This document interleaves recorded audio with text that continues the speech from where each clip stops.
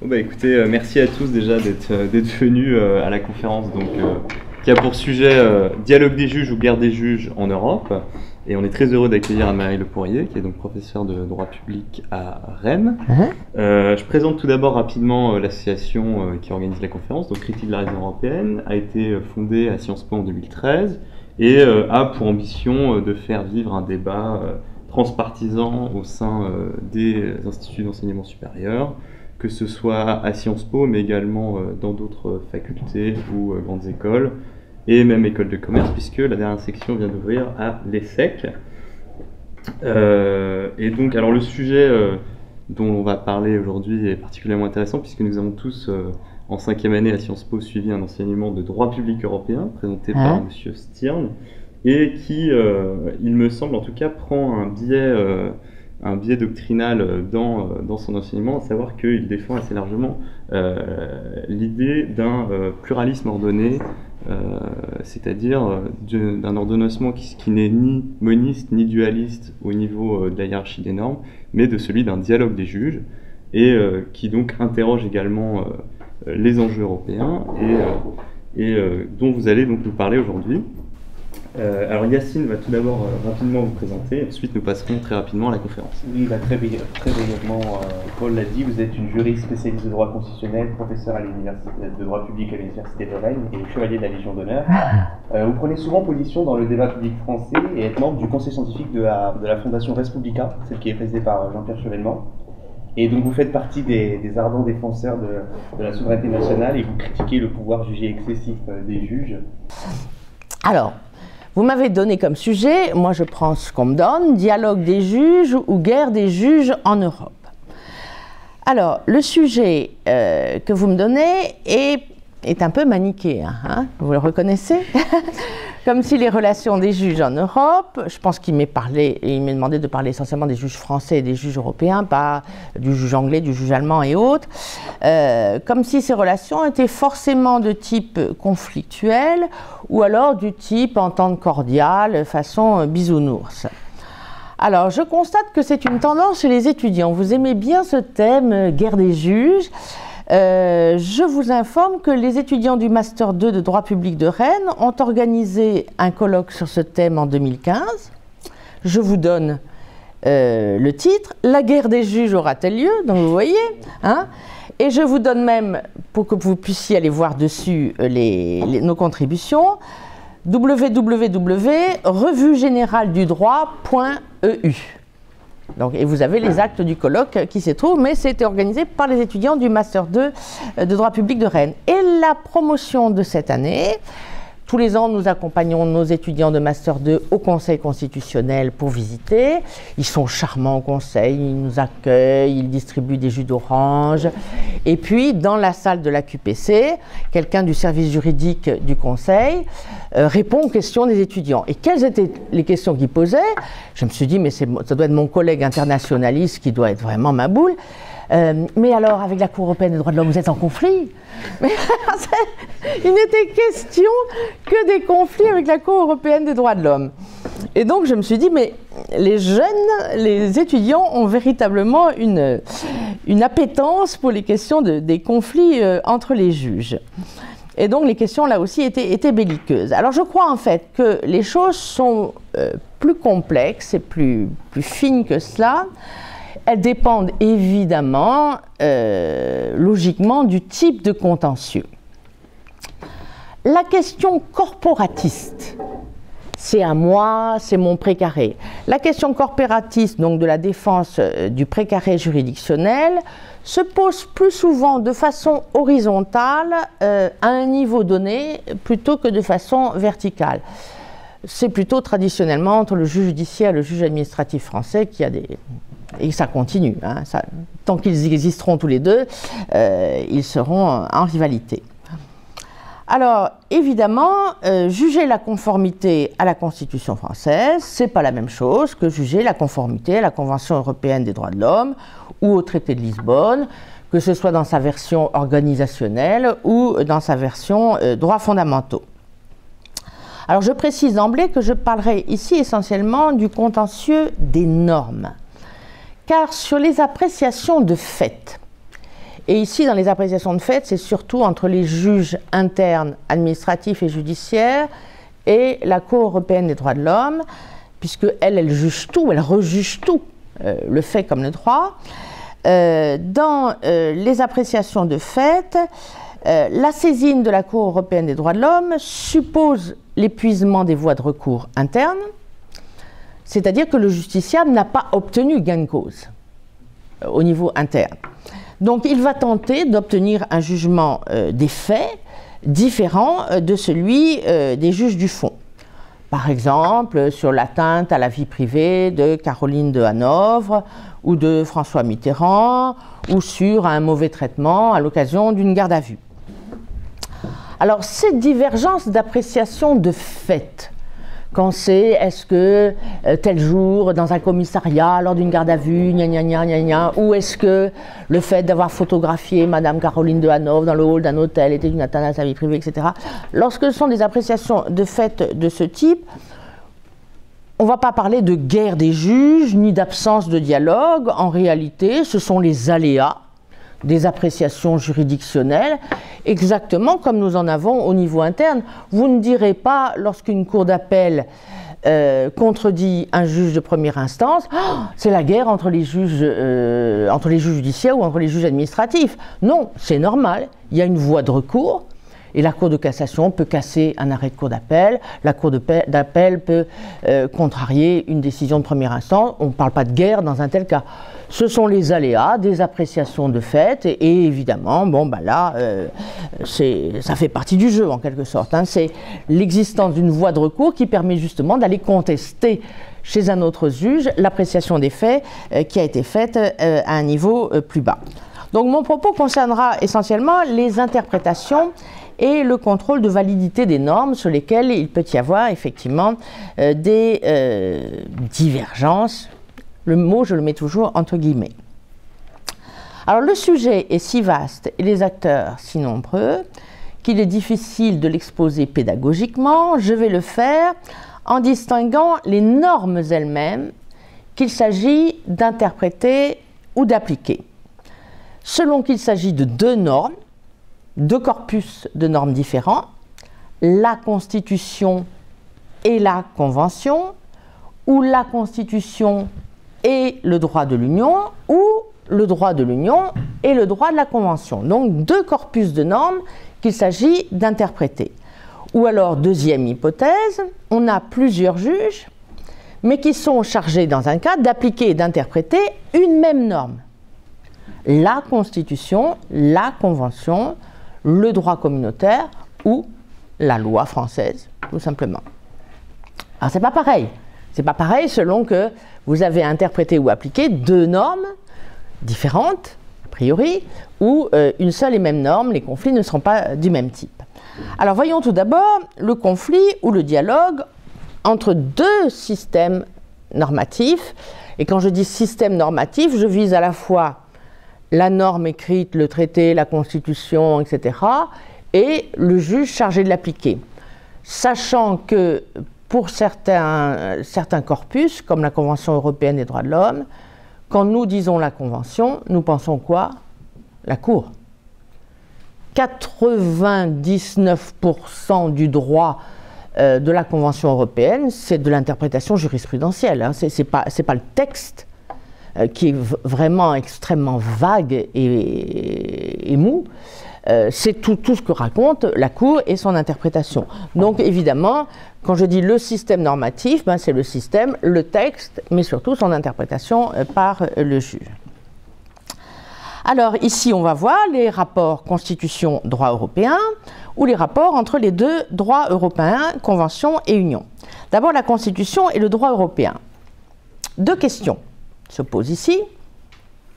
D'abord, la grande question, laquelle des deux normes l'emporte sur l'autre? Aïe, aïe, aïe. Bon. Ensuite, quid si un droit ou une liberté, parce que c'est essentiellement ici qu'on va regarder les choses, mais ça peut être aussi du contentieux organisationnel, quid si un droit ou une liberté, sur un droit ou une liberté identique, les interprétations des deux normes divergent entre guillemets. Premièrement, quelle norme a la primauté? Laquelle l'emporte? La réponse, les deux, mon général. Ici, il y a contradiction entre les juges nationaux et les juges européens, puisque chacun dit le contraire. Il faudrait, seul Dieu pourrait départir.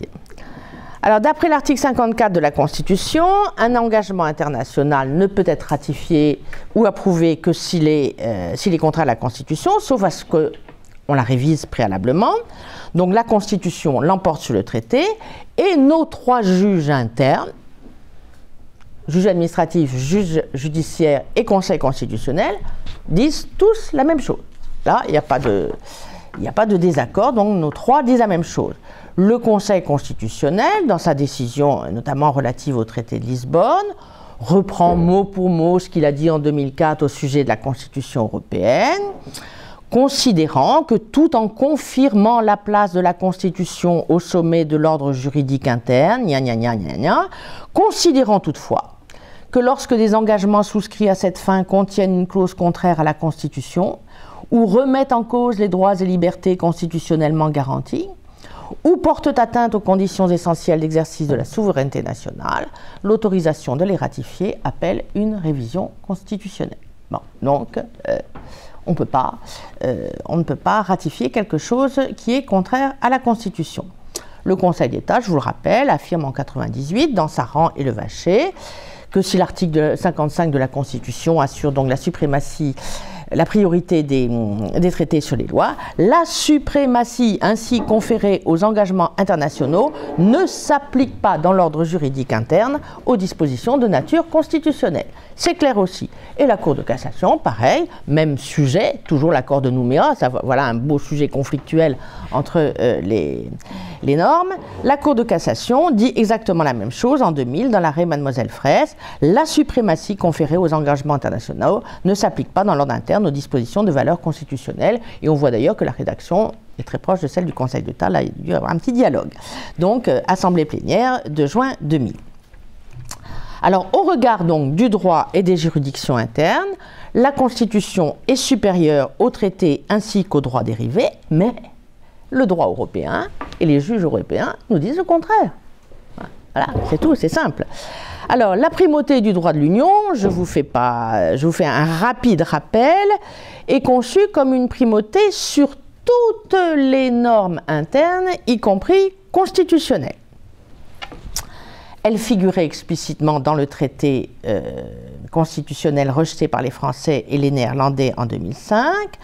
Donc, le traité de Lisbonne s'est abstenu de rementionner la stipulation qui fâchait, ainsi que les autres d'ailleurs, mais on l'a bien sûr rajouté, on l'a relégué dans une déclaration relative à la primauté, une déclaration numéro 17 qu'on a annexée au traité, on l'a cachée sous le tapis là, et qui dit « La conférence rappelle que selon une jurisprudence constante de la Cour, c'est pas selon les traités, selon une jurisprudence constante de la Cour, les traités et le droit adopté par l'Union priment le droit des États membres dans les conditions définies par la dite jurisprudence. » Et en outre, la conférence annexe à l'acte final du traité l'avis du service juridique du Conseil sur la primauté, et il dit...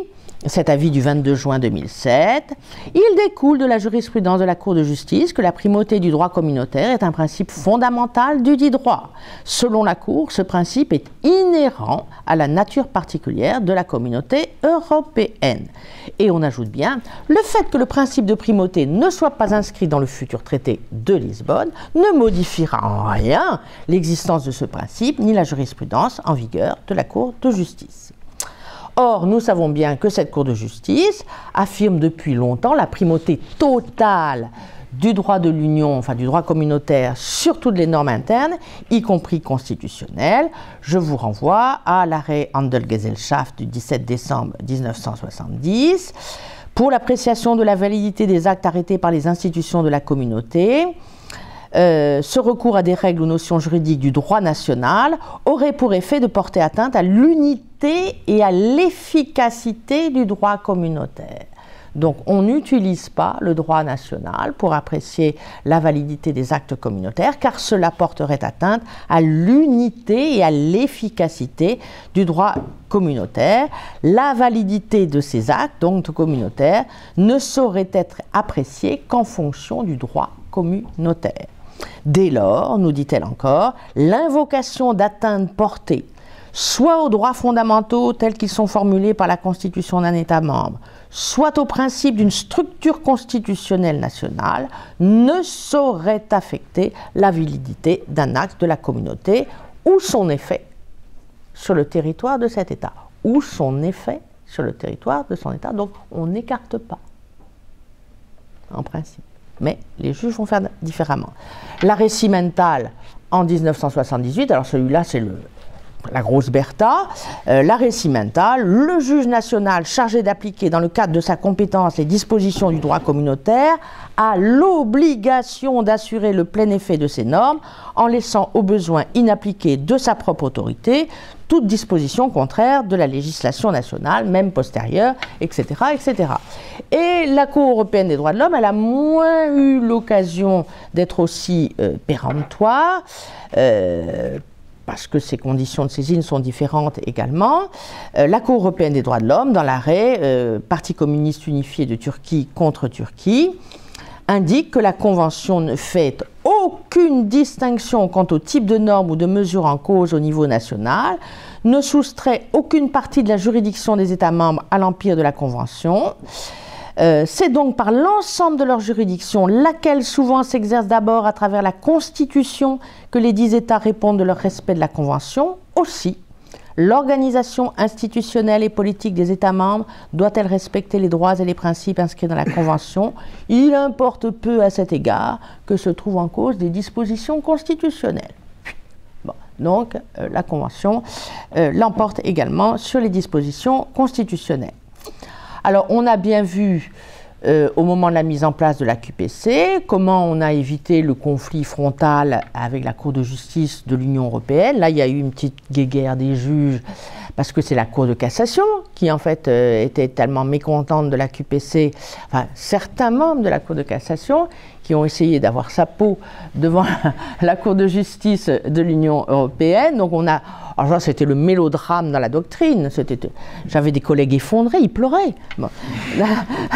Vous savez, il y avait les pro-QPC, notamment les membres du comité Balladur qui avaient l'impression qu'on détruisait leur œuvre. Donc c'était très amusant, il y a eu vraiment des tensions.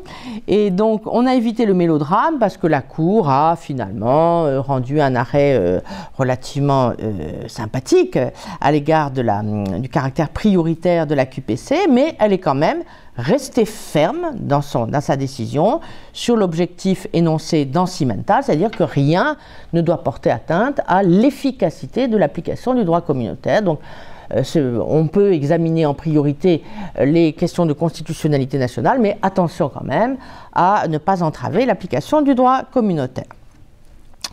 Donc on le voit que finalement on se trouve dans une impasse théorique, hein, il faut le dire, nous sommes dans une impasse théorique de rapport entre les droits, que les juges nationaux feignent un peu d'ignorer à coup justement de formules alambiquées, de références incantatoires au dialogue des juges, mais il n'y a pas de solution satisfaisante, ce qui explique d'ailleurs la formule extrêmement ambiguë du Conseil constitutionnel, qui affirme au vu des révisions constitutionnelles successives relatives à l'Union européenne que la Constitution demeure au sommet de l'ordre juridique interne, c'est ce qu'il commence par dire, mais que le constituant a consacré l'existence d'un ordre juridique communautaire intégré à l'ordre juridique interne et distinct de l'ordre juridique international.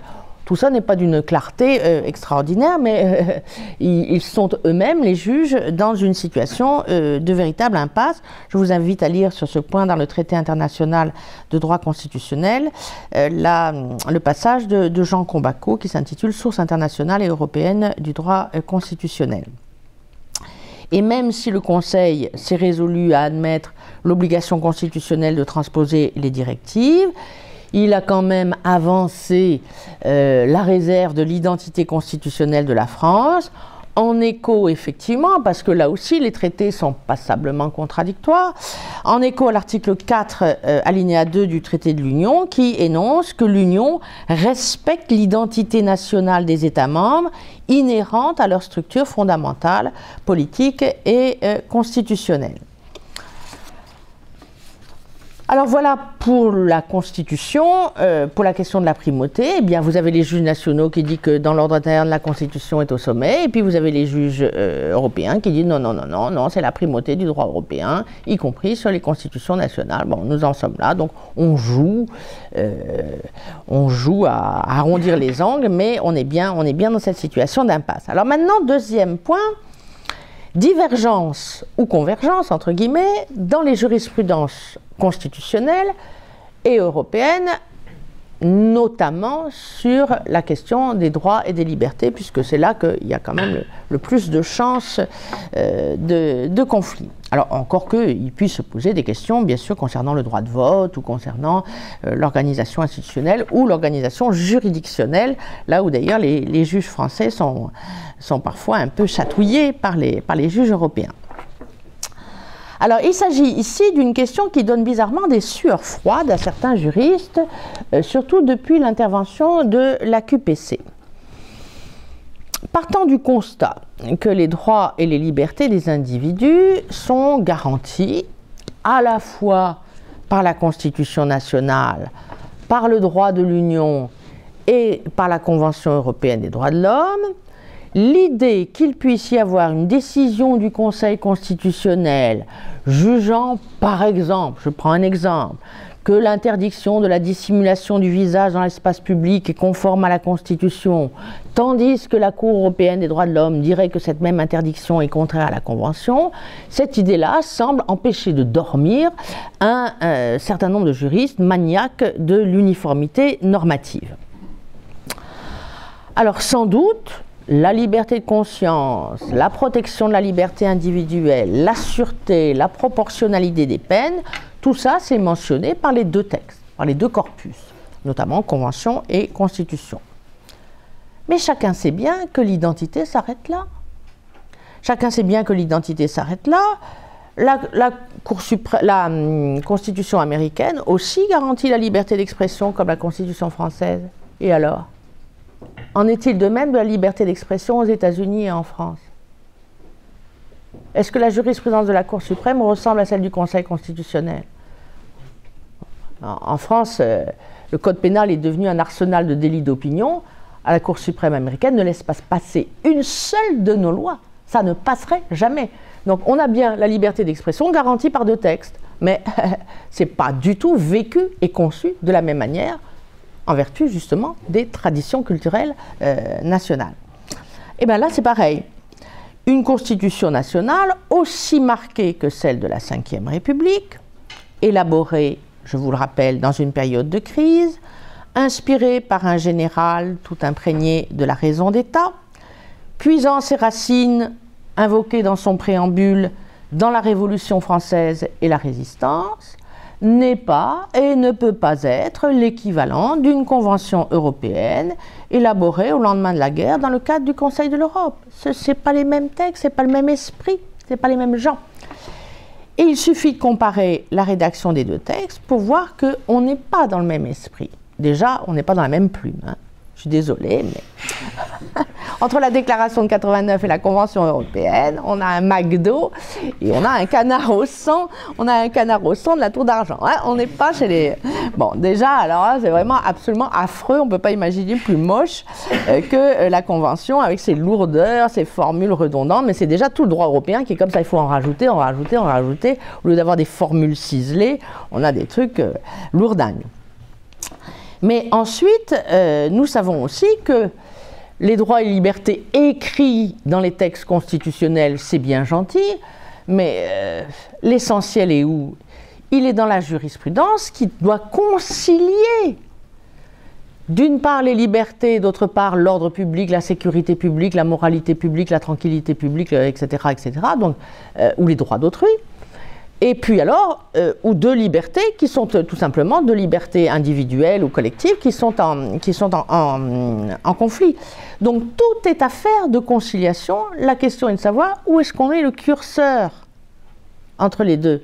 Et là aussi, bien entendu, la Cour européenne des droits de l'homme ne raisonne pas du tout, comme le Conseil constitutionnel français, qui plus est juge du droit public, très imprégné par le Conseil d'État. Le secrétaire général du Conseil constitutionnel, c'est un conseiller d'État. On est ici, on n'est pas dans le même droit, on est dans le droit républicain, par un juge de droit public qui statue à la verticale, en surplomb, alors que la Cour juge à l'anglo-saxonne, à partir des droits individuels. C'est très différent. Même le pape a dit aux instances européennes, attention, vous êtes trop individualiste dans votre jurisprudence. Non, même le pape a dit ça, lui qui est toute miséricorde.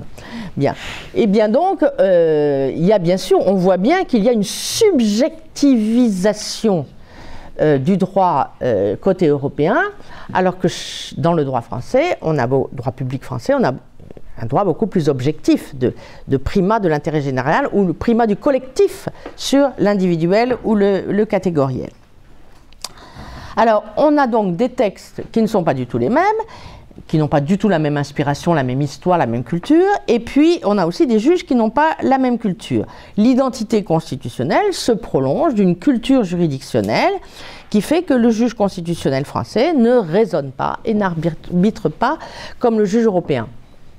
C'est susceptible de bouger. Les nominations au Conseil constitutionnel peuvent peut-être aboutir à changer des choses. J'ai lu que le président du Conseil constitutionnel dit qu'il faut faire un effort pour motiver différemment. Effectivement, nos juges français de droit public ont le raisonnement syllogistique, considérant que, boum, bon, ça tombe comme ça, on n'a pas 90 pages, comme la Cour européenne des droits de l'homme, où il faut se mettre une bouillotte de glace sur la tête avant d'entamer la lecture, on se dit, j'en ai pour 2 heures, là. Bon. Donc c'est différent. Ici, c'est clac, clac, clac, clac, clac. Alors évidemment, certains disent, ah oui, mais le juge français, il ne motive pas, hein, c'est pas bien, il n'est pas... Peut-être que ça va changer. Les opinions dissidentes, ça, il semble qu'ils ne veuillent pas. Mais enfin, on aura peut-être quand même un petit changement de culture au niveau de la rédaction des décisions. Alors, tant que le Conseil constitutionnel est composé comme il l'est, qu'il doit appliquer la Constitution française telle qu'elle est encore, bien qu'il y ait eu quelques révisions de type multiculturaliste, communautariste, tant qu'elle est comme ça, il n'y a aucune anormalité à ce qu'il y ait des solutions différentes. C'est-à-dire qu'on estime en France que telle disposition législative ou réglementaire ou autre est conforme à la Constitution et qu'elle soit jugée contraire à la Convention ou inversement. Mais c'est tout à fait normal, il n'y a rien d'anormal à ça, il ne faut pas pleurer, il faut dormir, il ne faut pas prendre du Lexomil, parce que la Cour européenne des droits de l'homme risque d'avoir une appréciation différente du Conseil constitutionnel. Les juges européens, si vous lisez bien leurs arrêts, il faut vraiment prendre le temps de temps en temps de lire justement pour s'imprégner. Ils font de la casuistique, hein. C'est-à-dire qu'ils sont dans leur cas particulier, ils ne voient pas plus loin que leur cas, leur individu. Il n'y a pas d'abstraction, il n'y a pas de raisonnement par principe. C'est très très très particulier. Il ressemble un peu au juge canadien. Hein, c'est de l'accommodement raisonnable, il y a un peu ce système-là, donc c'est pas du tout le principe français. Je pense souvent, quand je lis la jurisprudence de la Cour européenne des droits de l'homme, au provincial de Pascal, quand il critiquait la casuistique des jésuites en disant qu'elle était laxiste et ils arrivaient par leur casuistique à vider la règle divine en l'occurrence, de son contenu. Hein, parce qu'ils tournicotaient tellement les machins que finalement, par leur interprétation casuistique, la règle était vidée de son contenu. C'est un petit peu ça, hein, ce qui se passe au niveau constitutionnel, au niveau conventionnel. On a l'impression d'une casuistique. Hein. Alors, il me semble que de surcroît, c'est là qu'il faut quand même se poser la question à un moment. Et cette différence entre constitution et convention, mais c'est la raison d'être de la QPC. C'est sur cette différence qu'on a fondé la QPC, sinon ce n'est pas la peine de la créer. Qu'est-ce qu'on nous a dit pour justifier l'introduction de la QPC en France? Tout le monde n'était pas d'accord. Oh là là, on a discuté. Certains juristes disaient, bon, on a déjà le contrôle de conventionnalité des lois par le juge ordinaire, c'est rudement pratique, ils font ça tout de suite, c'est un contrôle immédiat. Qu'est-il besoin d'ajouter un contrôle de constitutionnalité? C'est compliqué, c'est inutile. C'est les mêmes droits, c'est les mêmes libertés, c'est pas la peine. Bon. D'autres, dont j'ai fait partie, se sont dit, bon, je veux bien un contrôle de constitutionnalité, mais ce serait quand même plus pratique pour le justiciable si c'était le juge ordinaire qui faisait les deux. Il apprécierait, dans un cas, si une disposition législative est à la fois conforme à la liberté de ceci consacrée par la Constitution et par la Convention, plutôt que, pour un des cas, devoir renvoyer au Conseil constitutionnel, parce que c'est quand même compliqué, votre système, on est obligé de suspendre, de surseoir, statuer, etc. Il y a donc eu toute une série de discussions sur l'utilité de la chose.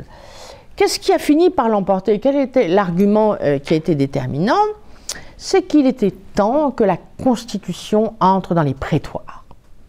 Constitution française rentre dans les prétoires, que les citoyens s'approprient leur Constitution. L'argument était clairement nationaliste, souverainiste. Hein. C'était véritablement et pourquoi c'est qu'on laverait nos lois sales avec du savon extérieur venu de Strasbourg? On a une constitution, c'est quand même la priorité, c'est d'appliquer notre constitution, c'est un peu l'idée. Et on disait, les avocats, regardez-les, ils ne raisonnent qu'en termes de convention européenne, la constitution, ils ne la connaissent pas, ils ne l'invoquent jamais, c'est pas normal, etc.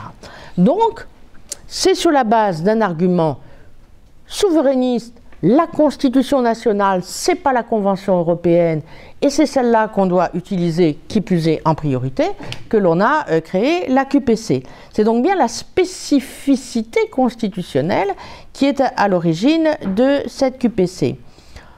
En conséquence de quoi, il n'y a pas de quoi s'affoler chaque fois qu'on voit une divergence dans le contrôle de conventionnalité et le contrôle de constitutionnalité. Il n'y a pas à faire la chasse aux divergences, au contraire, c'est une saine diversité et c'est le respect, évidemment, de notre système national. De surcroît, la Cour européenne des droits de l'homme se base sur une espèce de droit commun, de plus petit commun dénominateur européen avec 48 États extrêmement divers à gérer. Elle ne peut pas imposer quelque chose d'uniforme, ce n'est pas du tout un système national, donc il est parfaitement normal que les appréciations du juge constitutionnel et du juge conventionnel divergent. La question de savoir est de savoir sur quoi porte le désaccord. Prenons la loi interdisant la dissimulation du visage dans l'espace public. Le Conseil constitutionnel nous dit c'est conforme à la Constitution, pas de problème. Et puis alors rapide, hein, une page, clac, clac, clac, c'est bon. Souvenez-vous que le Conseil d'État dans son avis, c'était plus compliqué. Hein, le Conseil d'État, pourquoi? Parce que le Conseil d'État se disait est-ce que ça va passer devant la Convention européenne des droits de l'homme? Le Conseil d'État a plus le réflexe de la Convention, donc il était beaucoup plus alambiqué comme il l'avait été aussi pour le port du foulard à l'école, justement. Donc le Conseil dit enlever ces pesées, c'est bon, conforme à la Constitution, allez youpi. La Cour aurait pu dire que cette disposition était contraire à la Convention. Et l'on sent franchement, quand on lit sa décision, qu'elle n'est pas emballée par les arguments français. Hein. Bon. Donc on voit bien qu'elle avalise le tout, mais elle n'est pas tellement convaincue, elle n'aime pas trop, quoi. Bon. Ce qui pas du tout anormal, compte tenu de son côté beaucoup plus multiculturaliste, accommodement raisonnable, etc. Bon, eh bien, à supposer que la Cour ait dit c'est contraire à la Convention. Où était le mélodrame? Le Conseil constitutionnel a fait son travail, il a appliqué sa Constitution, il a son raisonnement et sa technique. Il n'est pas en cause si la Cour européenne des droits de l'homme dit de son côté que la loi est contraire à la Convention. Et qu'est-ce qu'il restera à faire? Au gouvernement français d'en tirer les conséquences, de voir s'il veut réformer sa loi ou dire zut, à la Cour européenne des droits de l'homme, comme le font toujours les Anglais sur le droit de vote des prisonniers, ou même elle aurait pu, alors c'est la Grande Chambre qui a statué tout de suite, mais on peut faire appel dans certains cas, on peut se fâcher. La Cour constitutionnelle russe, la Russie s'est fâchée également. Bon, à voir. Michel Charasse, avant qu'il soit nommé membre du Conseil constitutionnel, nous avait dit dans un colloque, la Cour européenne des droits de l'homme, combien de divisions? Oh oui, mais monsieur, mais c'est pas possible, monsieur le sénateur, mais vous vous rendez pas compte, on va être condamné, on va devoir payer. On paiera pas. Évidemment, vu par Michel Charasse, c'est moins impressionnant. Donc évidemment, on peut compter là-dessus. Donc peu importe, s'il n'y a pas de honte pour le Conseil constitutionnel avoir dit c'est conforme à la Constitution, si la Cour dit ensuite c'est contraire à la Convention, ce sont deux textes différents, deux juges différents, et puis c'est tout. Et on en tirera les conséquences que l'on doit en tirer. Si le Conseil constitutionnel se montrait, à l'inverse, plus sévère, entre guillemets, que la Cour européenne des droits de l'homme en invalidant, par exemple, la répression de la négation du génocide arménien. Il nous a dit ça, génocide reconnu par la loi, c'est contraire à la Constitution. Imaginons que la Cour, elle ne l'a pas fait, imaginons que la Cour ait au contraire considéré que c'était conforme à la Convention. Qu'est-ce que ça changerait? Rien, puisque c'est contraire à la Constitution française. La loi n'entre pas en vigueur, elle n'est pas promulguée, puis basta, c'est tout, et on s'en occupe plus. C'est indépendant les deux systèmes, c'est pas très grave. Donc si l'on relève, alors bien sûr vous allez me dire, là on voit bien qu'il y a des convergences. J'ai relu, je lisais les cahiers du Conseil constitutionnel cet après-midi qui viennent d'arriver. C'est pas parce qu'il y a forcément deux solutions qui se ressemblent dans deux décisions que ce sont des convergences, que l'une a dialogué avec l'autre ou s'est inspirée de l'autre. Ça peut être tout simplement une appréciation similaire, tout simplement. Ils pensent la même chose ou ils aboutissent à la même chose.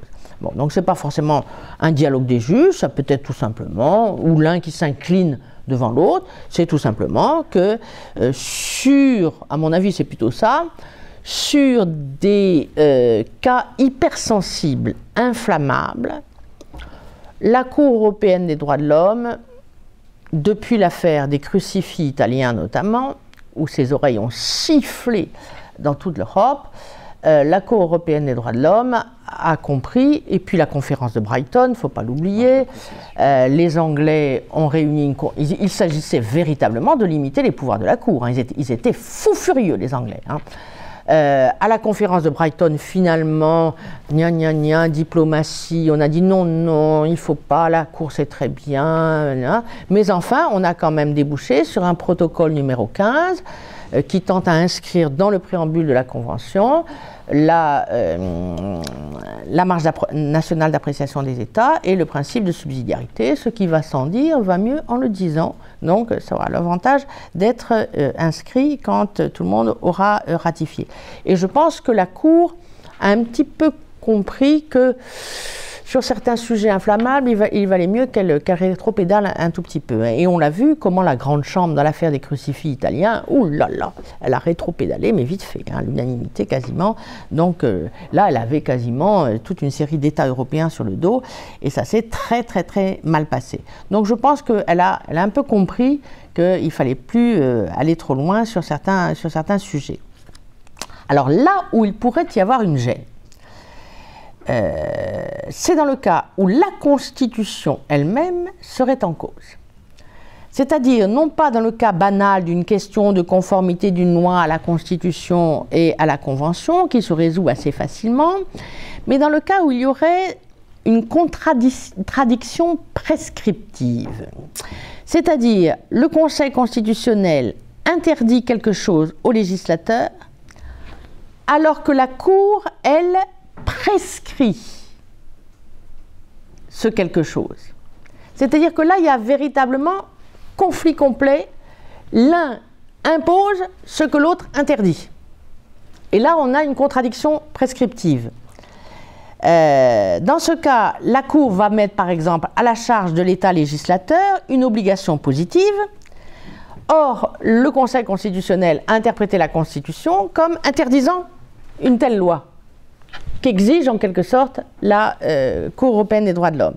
Alors là, évidemment, il peut y avoir un problème et il faudra envisager une sortie de crise. Généralement, c'est plutôt une contrariété entre le texte de la Constitution elle-même et la jurisprudence de la Cour. Et là, reste à savoir comment l'État va s'en sortir. Est-ce qu'il est arrivé à la Cour de dire, elle a dit à la Russie récemment, hein, il faut que vous révisiez la Constitution, carrément. Bon, il y a des gens comme ça qui veulent qu'on change la Constitution.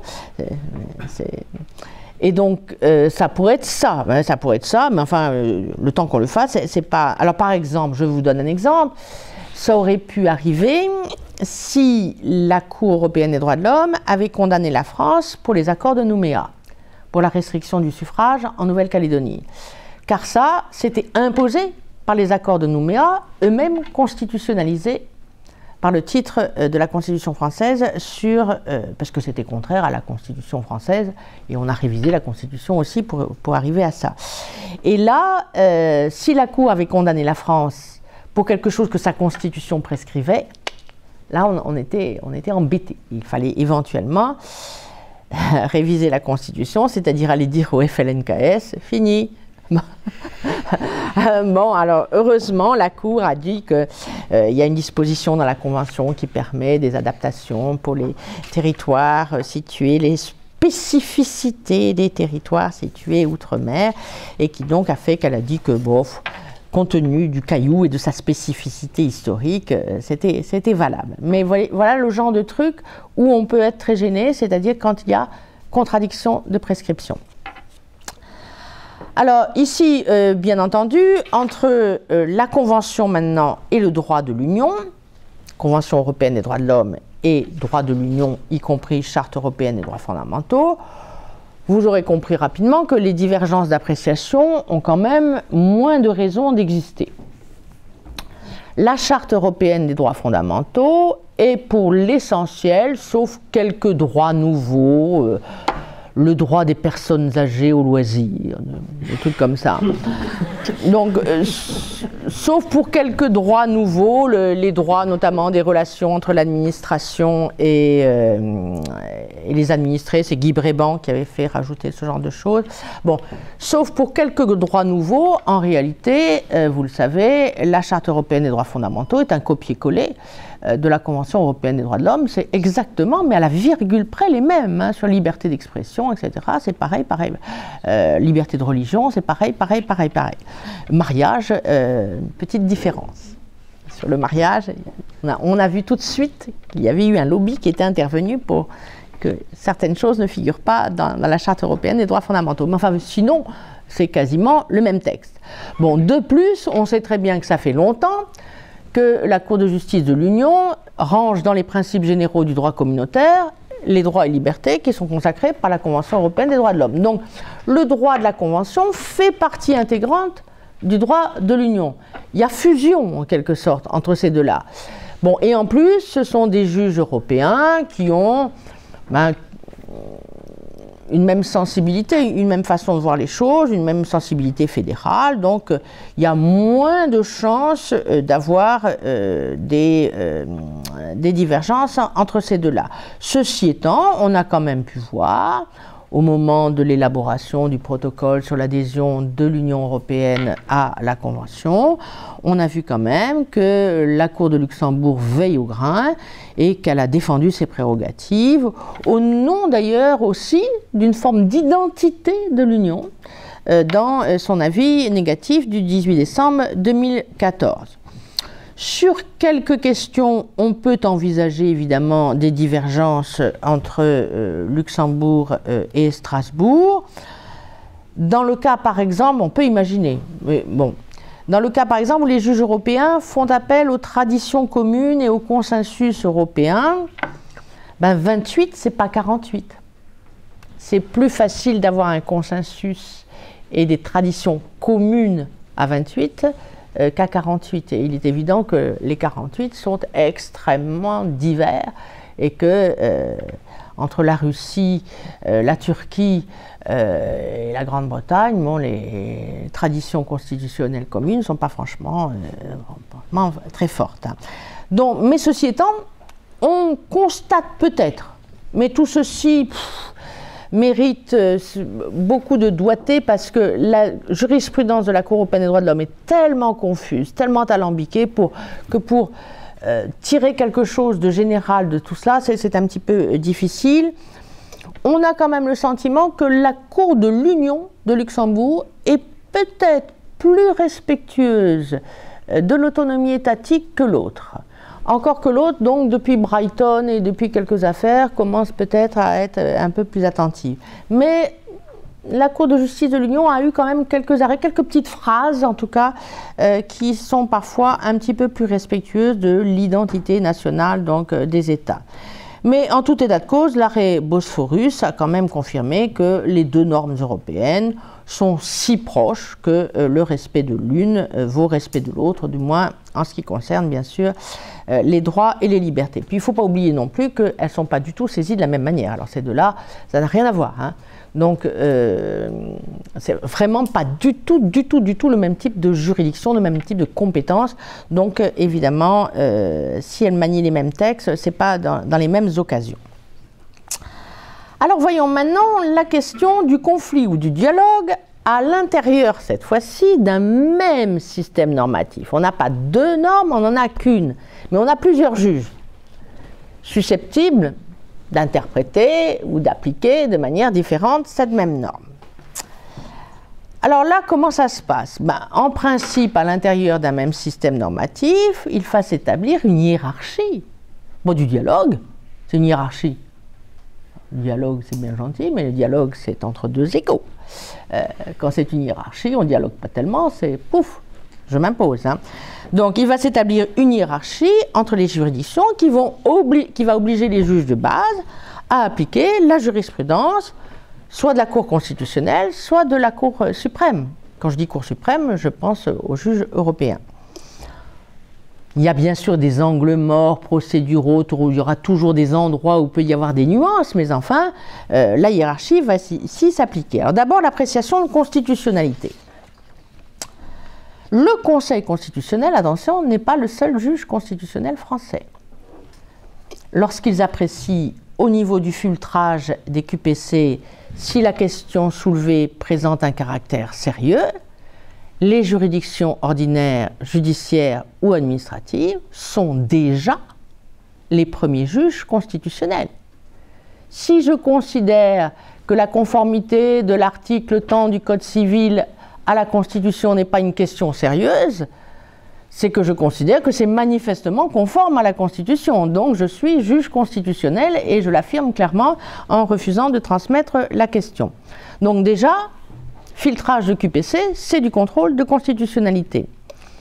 Mais bien sûr, le Conseil d'État, lorsqu'il examine directement la conformité d'un décret ou d'une ordonnance à la Constitution, ou qu'il dégage, comme dans l'arrêt Connet, un principe fondamental reconnu par les lois de la République lui-même, il est aussi juge constitutionnel, c'est évident. Sans compter alors, où il n'est que consultant, mais en fait, il essaie bien de juger a priori, ses appréciations de constitutionnalité lorsqu'il les met préalablement dans ses avis sur les projets de loi, de décrets ou d'ordonnances.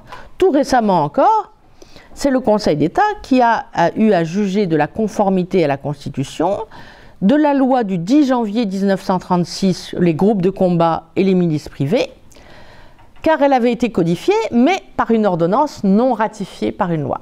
Donc, acte administratif, donc compétence du juge administratif pour apprécier la conformité à la Constitution de la loi sur les groupes de combat. Donc on voit bien que le Conseil constitutionnel n'est pas du tout le seul juge constitutionnel en France. Alors ici, de toute façon, pas de place pour une guerre des juges. Il y a eu par le passé, quelques velléités de rébellion de certains conseillers d'État contre les directives d'interprétation et d'application de la loi dictées dans les réserves du Conseil constitutionnel. Vous savez, quand il dit que la loi est conforme à la Constitution sous réserve d'être interprétée ou appliquée comme il l'indique.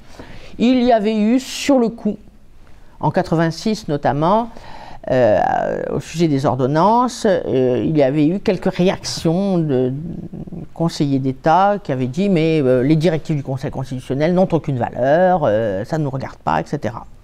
Ils se sont tous très vite, surtout le Conseil d'État, très vite finalement rendus et on vise les décisions du Conseil constitutionnel, on les cite abondamment dans les conclusions des rapporteurs publics, donc il n'y a plus de problème de ce côté-là.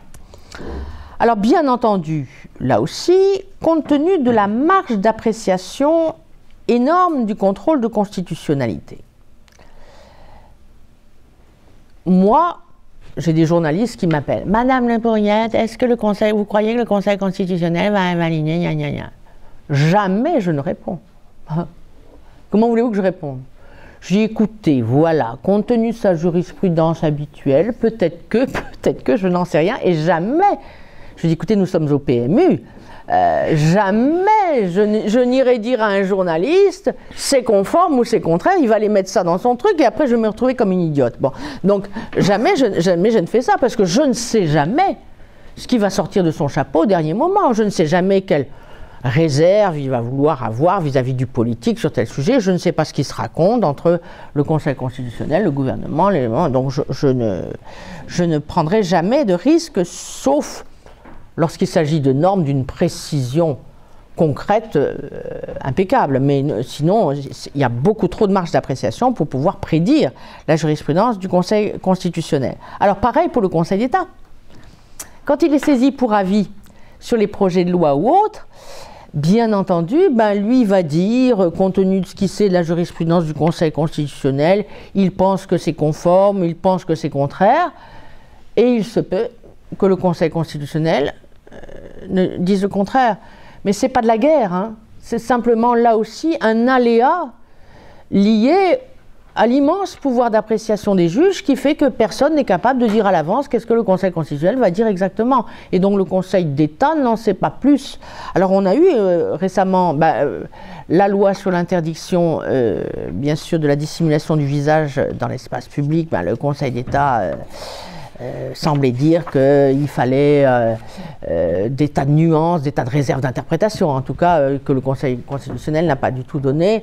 D'après le Conseil d'État, il fallait faire attention selon les endroits où on allait, etc. On avait l'impression que la dame qui porte la burqa allait devoir l'enlever et la remettre toute la journée, vous savez, et elle aurait le chaput sous le bras parce qu'il faudrait qu'elle sache toujours si elle est bien dans un service public, hein, et pas un industriel et commercial, un administratif. Parce que dans cela, j'ai le droit d'avoir la burqa, dans cela, j'ai pas le droit.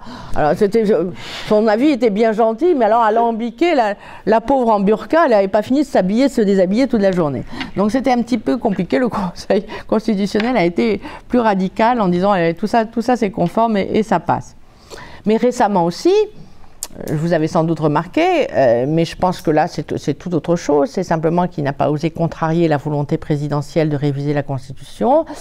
Le Conseil d'État a sous-entendu que la déchéance de nationalité à l'égard des Français de naissance pourrait être contraire à un principe fondamental reconnu par les lois de la République, qu'il s'est bien abstenu de citer.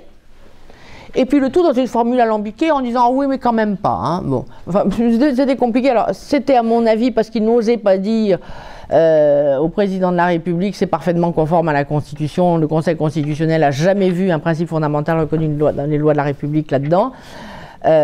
Pour ne pas contrarier le président, peut-être, ou la volonté présidentielle de réviser, il a dit ça, mais très honnêtement, vous pouvez fouiller toute la jurisprudence du Conseil constitutionnel sur les déchéances de nationalité en matière de terrorisme notamment. Il n'y avait rien, a priori, de contraire à la Constitution, donc pas de nécessité de réviser la Constitution. Mais on voit bien que c'est pas toujours facile pour le Conseil d'État de savoir et de dire est-ce que c'est conforme ou c'est pas conforme, qu'est-ce que va dire le Conseil constitutionnel, c'est pas évident. On a eu aussi quelques... ça a été évident, là vraiment il y a eu un dur moment lors de la création de la QPC et de la discussion de la future QPC. On a bien vu que la Cour de cassation, ou du moins certains de ses membres, n'appréciaient pas du tout la nouvelle procédure. Et surtout, la crainte de la Cour de cassation, c'est ce qu'elle ne supportait pas, c'était l'atteinte à soi-même, en quelque sorte, l'atteinte corporatiste à soi-même. C'était pas tellement qu'on puisse contester la loi après sa promulgation ou qu'elle doive renvoyer au Conseil, mais c'est surtout, la crainte, c'était l'application du droit vivant. C'est-à-dire que le Conseil constitutionnel juge la conformité à la Constitution, non pas de la lettre de la loi, mais de la loi telle qu'interprétée de manière claire et constante par la Cour de cassation, c'est-à-dire que ce serait sa jurisprudence qui serait jugée par rapport à la Constitution. Et c'était ça qui déplaisait profondément, bien entendu, à certains conseillers à la Cour de cassation et qui ont essayé un petit peu de saboter, de s'aborder la réforme en refusant de transmettre des questions, en saisissant la Cour de justice de l'Union, etc. Mais enfin, tout ça a fini par se calmer.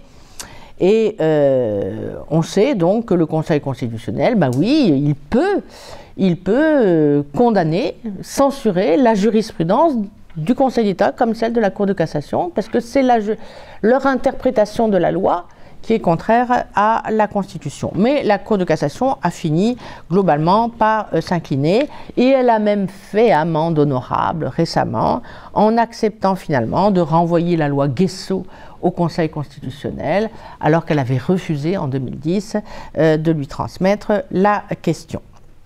Et elle avait été vivement critiquée là aussi par la doctrine sur ce point. Alors maintenant, l'appréciation de conventionnalité et de communautarité. Alors c'est là qu'est née l'expression dialogue des juges, et c'est là qu'à mon avis on ne dialogue plus. C'est pas le dialogue, c'est plutôt, comme dirait notre ami, c'est la soumission. Bon, donc, comment ça on dialogue? On dialogue pas, on applique, on exécute. Bon.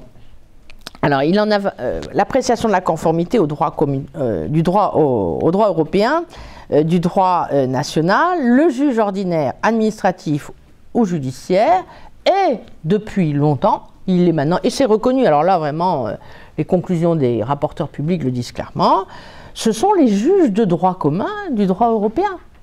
Ce sont les juges de base du droit européen, et ils interprètent le droit, et ils appliquent le droit européen, non seulement les textes de droit initial, dérivé ou autres, mais bien sûr la jurisprudence des cours. Les articles 55 et 88.1 de la Constitution, la déclaration annexée au traité de Lisbonne, les jurisprudences européennes qu'on a déjà citées ne laissent aucun doute. Nos juges ordinaires doivent exercer le contrôle de communautarité et de conventionnalité à la lumière de la jurisprudence des cours européennes. Donc c'est de la hiérarchie, c'est de la soumission. Les cours suprêmes, et des magistrats judiciaires nous le disent régulièrement, les cours suprêmes sont à Luxembourg et à Strasbourg en la matière. Elles ne sont plus à Paris. Les cours suprêmes, ce sont les autres.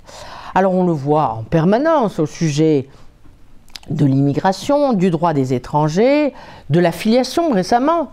Avec l'affaire Ménesson et Labassé, c'est bien sûr le juge européen qui gouverne, et c'est le juge national qui ensuite exécute dès lors que la Constitution ne s'intercale pas. Où là on revient à notre problème initial, si la Constitution s'intercale, alors c'est la Constitution qui l'importe. Alors je ne vais pas vous énumérer tous les arrêts que vous connaissez, Garde-Dieu, Arcelor, lisez les conclusions extraordinaires de Mathias Guillaumard sur l'affaire Perreux du 30 octobre 2009. Vous avez déjà vu une souris passer sous une porte, s'aplatir là, pouf, bon, on s'aplatit complètement. Alors là, bon, devant Marie-Françoise Bechtel, qui est une députée chevènementiste et qui a été directrice de l'ENA, me raconte toujours comment Marceau-Long l'avait énervé en disant « Ah, on ne peut pas ne pas. On ne peut pas ne pas. On ne peut pas ne pas appliquer le droit européen tel qu'il est voulu par les juges. On ne peut pas ne pas. Voilà, on ne peut pas ne pas. » Donc, ça y est, on a capitulé et on applique docilement, bien entendu, le droit européen, le droit communautaire. Il n'y a pas de guerre, il n'y a pas de dialogue, on exécute. Alors, il y a eu quelques passes d'armes, il y en aura toujours, dès qu'on touche au corporatisme. C'est-à-dire que on ne touche pas à la loi française, au droit français, etc., mais on touche au juge lui-même, à son précaré, à lui-même, à son statut. Bon, alors là, ils ne sont pas contents, ça, ils n'aiment pas qu'on touche à leur statut. Alors, on a eu une passe d'armes extraordinaire entre le Conseil d'État et la Cour européenne des droits de l'homme au sujet, justement, du fonctionnement du juge administratif français. Alors là, ça a chatouillé, là. Le décret du 19 décembre 2005 s'était déjà incliné partiellement devant les exigences de la Cour concernant la contradiction des conclusions de ce qui était encore commissaire du gouvernement et son assistance au délibéré. Mais ça n'avait pas été du goût de tous les magistrats intéressés. Alors je vous invite à lire, vous l'avez peut-être déjà lu, dans la Revue française de droit administratif, l'opinion dissidente commune au juge Jean-Paul Costa, comme par hasard, Lucius Kafflich et Karel Jungwirth sur l'affaire Martini contre France, jugée le 12 avril 2006. Alors là, tout d'un coup, plus d'incantatoire et irénique dialogue des juges, plus d'habituels discours eurobéats. Là, alors, ça a été l'avalanche de noms d'oiseaux nettement moins diplomatiques. Alors, la majorité de la Cour a été accusée, donc par Jean-Paul Costa, de pratiquer le revirement radical et le purisme, d'utiliser la probatio diabolica, de s'adonner à des appréciations illogiques, paradoxales et dangereuses, de céder aux tentations de l'uniformisation au détail près, de rester sourde au dialogue des juges, de camper sur une position générale abstraite et dogmatique, de confondre la sensibilité du public avec les fantasmes de rares justiciables. Oh là là, c'est rare qu'on voit ça sous la plume d'un conseiller d'État. Hein. Bon. Donc là, manifestement, la chair blessée du juge administratif s'était exprimée. Là, vraiment, ils n'étaient pas contents du tout. Alors finalement, ça s'est encore arrangé. Et puis, on a adopté les décrets du 1er août 2006, du 7 janvier 2009. Mais on voit bien que les juges ont d'autant plus tendance à se rebeller que c'est à eux-mêmes qu'on touche, hein, à leur précaré, à leur méthode de travail, à leur existence, etc., ou à leurs compétences. Alors maintenant, la question de l'appréciation de la légalité française, de la loi française, tout simplement, parce que ici aussi, il peut y avoir dialogue ou juge ou guerre.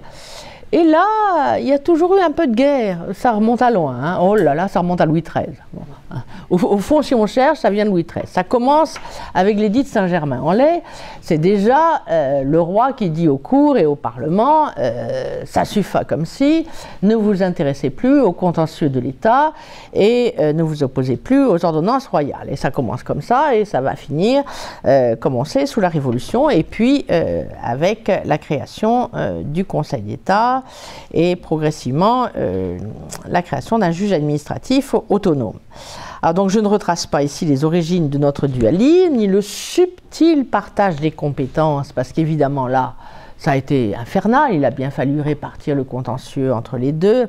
Je me rappelle d'avoir souffert en étudiant de droit administratif, alors on avait créé, pour éviter l'écartèlement du contentieux entre juge administratif et judiciaire, on avait créé en 1957 une loi disant tous les dommages de véhicules, ça relève du contentieux judiciaire.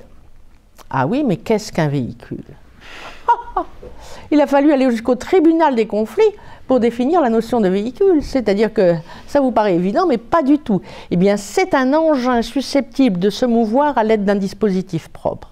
Eh bien, dites donc, le contenu de la définition est plus compliqué que le mot lui-même.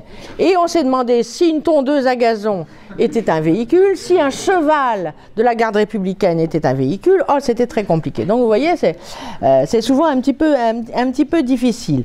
Mais nous avons l'article 66 de la Constitution qui confie la garde de la liberté individuelle au Conseil, au juge judiciaire, et puis le Conseil constitutionnel, qui se fait le défenseur du juge administratif, a érigé l'existence et la compétence de celui-ci en principe fondamental reconnu par les lois de la République.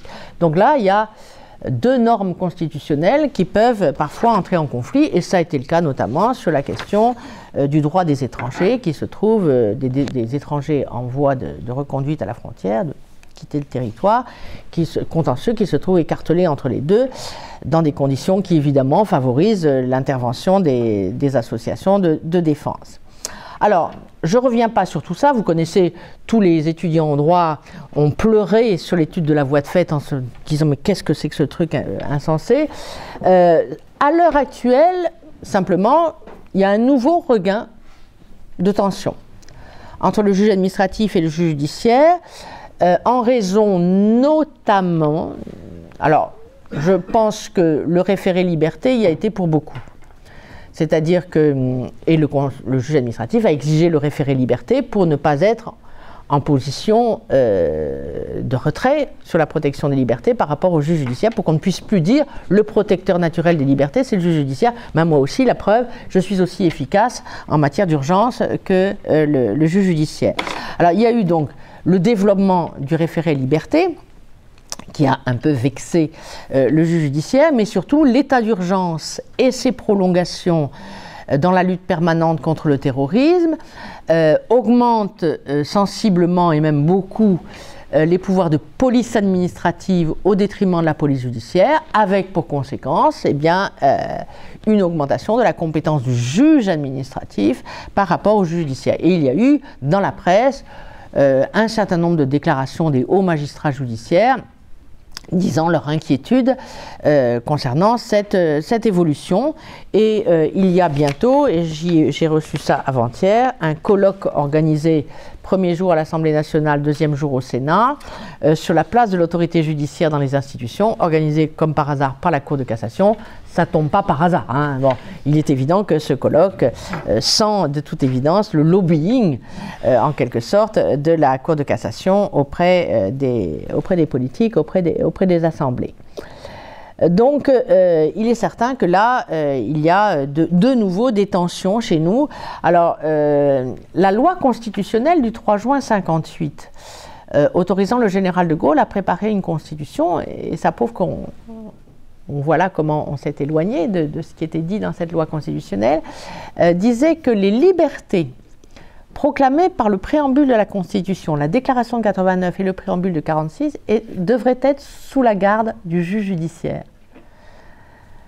Et le moins qu'on puisse dire est que ce n'est plus le cas. Hein. C'est le Conseil constitutionnel qui s'est arrogé le contrôle des droits et des libertés, et notamment du préambule, et c'est ensuite le juge administratif. Mais dans la loi constitutionnelle du 3 juin 1958, le gouvernement du général de Gaulle, l'un des 5 principes fondamentaux, c'était que l'autorité judiciaire serait la gardienne des libertés consacrées par le préambule. Hein. Donc vous voyez que on a beaucoup changé par rapport à ce qui était prévu dans cette loi constitutionnelle. Alors en conclusion, à votre question, dialogue ou guerre des juges en Europe, eh bien vous verrez à travers de tout ce que j'ai dit que c'est ni l'un ni l'autre. Dans un système normatif donné, constitutionnel ou européen, c'est la juridiction supérieure qui donne le ton, et le juge ordinaire doit se soumettre. Il n'a pas à dialoguer. Alors évidemment, il y aura du dialogue si, par exemple, pour éviter d'écarter une loi française, le Conseil d'État ou la Cour de cassation interprète cette loi comme étant conforme à la jurisprudence de la Cour européenne des droits de l'homme. C'est-à-dire qu'on arrondit les angles, on émousse. Bon, c'est ça ce qu'ils appellent. C'est essentiellement ça, d'ailleurs, que Bruno Genevoix appelait initialement le dialogue des juges. C'était une façon d'interpréter les textes pour les rendre conformes entre eux. Voilà. Donc il y a toujours des petits ajustements de ce type, mais enfin, le mot dialogue a été, à mon avis, quand même un peu inventé pour masquer tout simplement la soumission. Hein, on a dit dialogue pour ne pas dire que, en fait, nos juges étaient condamnés à s'incliner totalement devant le gouvernement des juges européens. En revanche, quand on a 2 systèmes de normes parallèles, constitutionnel et européen, bien sûr, les juges des 2 ordres se renseignent sur la jurisprudence de l'autre. Vous pensez bien que quand le Conseil constitutionnel commence, les services juridiques du Conseil commencent à préparer une saisine ou une QPC, là, ils vont chercher bien sûr la jurisprudence européenne existant en la matière. C'est évident qu'ils se renseignent. Mais ils ne se sentent pas obligés de considérer que ce qui est conforme à la Convention doit être conforme aussi à la Constitution ou inversement.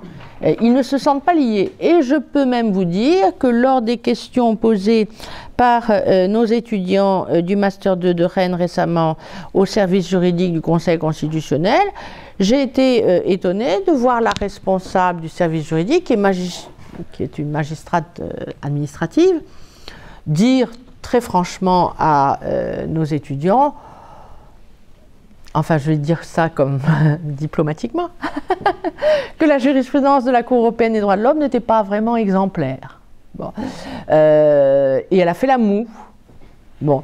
Du genre, on n'est pas obligé de s'aligner sur ce qu'elle fait et de faire comme elle. Hein. Bon, c'était manifeste, ce qui m'a d'ailleurs tout à fait rassuré. Je m'étais aperçu que le Conseil ne se sentait pas lié par les arrêts de la Cour européenne des droits de l'homme, mais c'est manifeste. Alors, en l'état actuel des choses peuvent changer en fonction de la composition du Conseil, des services juridiques, du secrétaire général du Conseil constitutionnel, dont on sait aussi l'importance qu'il a. Hein. Mais pour l'instant, je n'ai pas observé que le Conseil cherche à aligner ses appréciations sur les cours européennes. Et je crois de surcroît que la conférence de Brighton a fait comprendre quand même à la Cour de Strasbourg, même si tout le monde s'est quitté en disant comme c'est bien, comme c'est parfait, comme c'est merveilleux, je crois que la Cour de Strasbourg a compris que le coup est passé si près que, hein, bon, donc elle a bien senti. L'Angleterre a dit, si ça continue sur le droit de vote des prisonniers, on fout le camp. On dénonce la Convention. Hein. Et d'ailleurs, on aimerait bien en Angleterre, le Parti conservateur aimerait bien avoir un texte constitutionnel interne sur cette affaire. Alors, je terminerai un petit peu sur le monde d'aujourd'hui. Voilà encore, il faudrait aussi que la France défende un petit peu mieux sa souveraineté et son identité en faisant appel de certaines mauvaises décisions de la Cour européenne des droits de l'homme et en se battant un petit peu plus, comme l'ont fait les Italiens sur leur histoire de crucifix. Là, je vois, il enseigne chez vous et je le connais bien, le général Vincent Desportes, qui écrit dans Le Monde de ce soir une diatribe contre Juppé, parce que Juppé a dit, les généraux, ça ferme sa gueule ou ça s'en va. Oui. Et Desportes cite De Gaulle, je suis désolée, mais le premier à s'être méfié des généraux, c'est bien De Gaulle. Et donc, bon. Mais pourquoi sont-ils tous encouragés à l'ouvrir, nos généraux? C'est que la Cour européenne des droits de l'homme a rendu l'arrêt Matelli, qui nous a dit que il n'y a rien à faire, nous sommes obligés d'admettre les syndicats dans l'armée. Et ce qui est incroyable, j'en parlais avec Hervé Guénaud l'autre jour, eh bien c'est que le gouvernement français n'a pas fait appel devant la grande chambre de l'arrêt Matelli quand même, qu'on se batte, on n'a même pas réagi, bon, donc on ne bouge pas. Et alors voilà vraiment quelque chose qui est un peu inhérent à l'identité nationale française, qui a été bafoué quand même par la Cour, mais on ne s'est pas battu. Alors reste à savoir qu'est-ce qu'on va faire. Alors maintenant, ils se sentent tous encouragés, les généraux, ça y est, ça y va. Ils passent on les voit partout, Desportes est à la radio tous les jours, l'autre qui a été sanctionné partout également. Donc ça y est, ils se sentent encouragés, ils ont les droits de l'homme pour eux. Ah c'est magnifique. Donc effectivement, c'est comme ça. Alors moi, ce qui m'inquiète globalement, c'est peut-être la prise du pouvoir par tous les juges. Enfin, quand je dis prise du pouvoir, c'est pas eux qui prennent. Hein. Les juges ont les pouvoirs que le politique leur abandonne. Hein. C'est vraiment, ils prennent pas le pouvoir tout seuls. Hein, c'est parce qu'on le leur donne, parce qu'on leur abandonne. Et c'est ça qui me gêne, mais c'est la postmodernité, hein, et l'Europe en est le symbole, c'est que le juge l'emporte sur le politique. Alors, il suffit de lire les écrits de mon collègue Dominique Rousseau. Le peuple, c'est la foule, c'est la masse, c'est horrible. Les représentants du peuple, bof. Ah, mais le juge, c'est bien. Le juge, c'est véritablement bien. Alors, il y a cet esprit-là qui s'est beaucoup développé, et donc tout ça contre la démocratie. Donc là, c'est peut-être plutôt la guerre des juges contre la démocratie elle-même. Alors Jean Foyer raconte dans ses mémoires que face aux pressions qui étaient exercées sur le général de Gaulle en faveur de la ratification de la Convention européenne des droits de l'homme, il lui avait rédigé une note sur le risque, non pas le texte de la Convention, il est gentil le texte de la Convention, fait pas de mal à une mouche, non pas sur le texte de la Convention, mais sur les juges qui étaient chargés de les appliquer. Et Foyer avait dit, attention, vous allez placer la France sous la tutelle de juges européens dont on ne sait pas d'où ils sortent. Hein. L'étude de traçabilité est quand même un peu faible. Et au Conseil des ministres suivant, après avoir entendu Maurice Couve de Murville exposer l'intérêt de ratifier la Convention, le général s'est tourné vers Foyer et il a conclu « J'adore.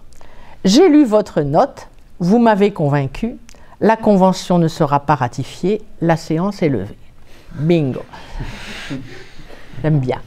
Bon, donc voilà, et ils avaient senti, et Foyer avait bien senti, que c'est pas la Convention, c'est pas ratifier un texte, ça c'est toujours joli de ratifier un beau texte, gna gna, qui dit les droits, les libertés, mais c'était que le caractère évidemment très flou de ce texte allait donner les pleins pouvoirs à des juges qui allaient ensuite avoir tout pouvoir sous la souveraineté française. Et il est certain donc que la jurisprudence est bien sûr inévitable, surtout en matière de droit et de liberté, mais il est non moins certain qu'elle n'est légitime que si elle est élaborée sous la surveillance d'un législateur démocratique disposant du pouvoir et des moyens de briser la jurisprudence, ce qui n'est pas justement le cas des juges européens. C'est la raison pour laquelle ils devraient pratiquer l'autolimitation la plus large et se souvenir en tout cas qu'il existe une définition universelle et historique de la démocratie et non pas une définition autonome de la démocratie, comme le dit la Cour, qui a une conception de la démocratie, et le moins qu'on puisse dire ne correspond pas tellement aux définitions générales. Il y a une définition universelle de la démocratie, c'est la souveraineté du peuple, c'est le droit de vote, et c'est pas le droit, n'en déplaise, et je reviens à l'Europe, à la Commission de Venise. Je voyais ça dans Ouest France récemment. La Commission de Venise, c'est la commission, vous le savez, qui s'appelle, d'un nom bizarre, pour la démocratie par le droit. Non, la démocratie, c'est par le vote. C'est pas par le droit. Et on voit bien dans le titre même de cette commission l'inversion des choses. La démocratie, c'est quand le droit est fait par des instances démocratiques, quand les normes émanent d'instances démocratiques relevant de la souveraineté populaire. Ce n'est pas la démocratie imposée, une conception de la démocratie imposée par des juges à des peuples. Donc là, véritablement, il faut faire attention à ça. Et alors, puisque vous aimez la guerre, je vais vous répéter ce que j'ai dit à mes étudiants de Master 2. Je suis sûre qu'elle sort partout d'ailleurs sur les sites. Le comte d'Auteroche, qu'est-ce qu'il a dit à la bataille de Fontenoy? C'est d'actualité. Ah, qu'est-ce qu'avait dit le comte d'Auteroche? Mais c'est une des formules les plus célèbres à la bataille de Fontenoy, face aux Anglais. Qu'est-ce qu'il a dit? Messieurs les Anglais étaient les premiers. Eh bien, tirez-vous les premiers. Voilà. Et donc quand j'ai vu la conférence de Brighton avec la menace des Anglais de dénoncer la Convention européenne des droits de l'homme, j'ai pensé au comte d'Auteroche, à Fontenoy. Tirez-vous les premiers. Et effectivement, je crois que... et alors les Russes, là, la Cour constitutionnelle russe a également fait acte de souveraineté. Enfin, elle a dit la même chose que nos juges à nous, hein, c'est-à-dire que dans l'ordre interne russe, c'est la Constitution qui l'emporte sur la jurisprudence de la Cour européenne des droits de l'homme. Donc ça aussi c'est important, mais je pense qu'il y a quand même contre la Cour européenne des droits de l'homme et certaines de ces jurisprudences, un mouvement en ce moment qui fait qu'elle devrait comprendre qu'elle a intérêt peut-être à lever un petit peu le pied. Mais ceci étant, il n'empêche qu'elle est fabriquée de telle sorte.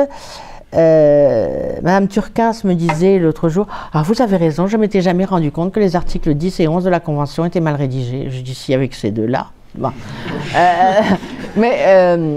Oui, c'est sur un mélange de liberté d'expression et de liberté d'opinion et de liberté de religion, c'est tout cafouilleux, on n'y comprend rien du tout. C'est très très mal rédigé et surtout la Convention dit toujours le droit à la liberté. Droit à, c'est généralement un droit à créance. Liberté, c'est un droit de faire. Et elle présente, cette convention, les libertés comme des créances. en parlant de droit à la liberté. Je lui ai fait remarquer, je lui ai dit, il y a quelque chose qui me gêne considérablement dans la façon dont est rédigée cette convention. Conceptuellement parlant, c'est pas mis à plat, c'est pas bien rédigé. Les libertés ne sont pas des droits A, ce sont des droits de. Et en principe, d'après notre déclaration à nous, on ne va pas les chercher au guichet, on n'a pas droit à aller chercher sa liberté, on est libre et égaux en droit, c'est-à-dire que c'est un droit naturel et inné, c'est bien mieux dit dans la déclaration de 89 que dans la Convention. Voilà, donc ni guerre, ni dialogue, soumission dans certains cas, autonomie, en tout cas je l'espère pour longtemps encore, du juge constitutionnel à l'égard de la Convention.